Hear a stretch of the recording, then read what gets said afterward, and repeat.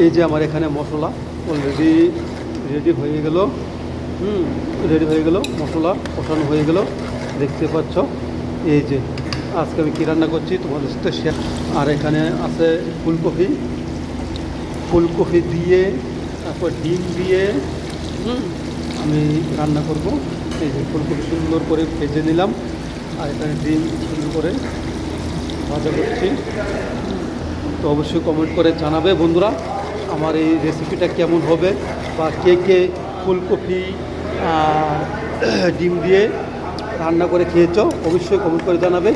কারণ এটা একজন আমাকে বলেছিল যে ডিম দিয়ে ফুলকপি দিয়ে রান্না করো, অনেক স্বাদ হয়, ভালো হয়। আমি কোনোদিন খাইনি বা ট্রাই করিনি ফুলকপি দিয়ে ডিম দিয়ে, ফুলকপি দিয়ে ডিম দিয়ে আমি কোনোদিন রান্না করিনি, খাইনি।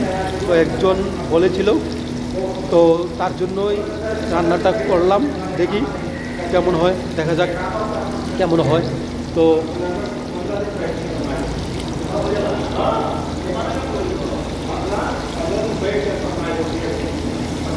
ডিমগুলি ভালো করে ফ্রাই করে নিচ্ছি। হ্যাঁ,